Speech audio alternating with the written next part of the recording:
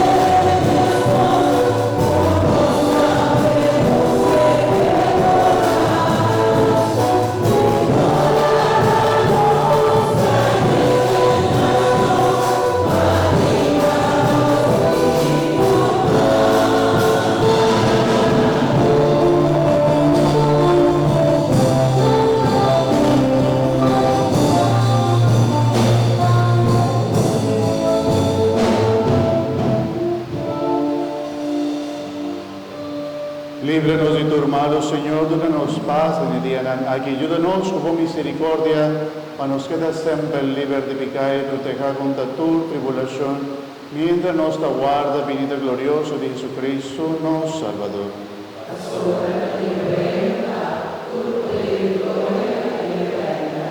Señor Jesucristo, vos avisa, vos apóstol, en la mitad larga vuestra paz, mi mitad de una voz. No mira nos pecados, sino fe de vuestra iglesia, y según tu voluntad, danos paz y unidad completa. A vos que viva y reina dentro del siglo de siglo. Amén. Paz y Señor se siempre con vos. Y como hermana de Cristo Jesús, háganos deseo tu paz.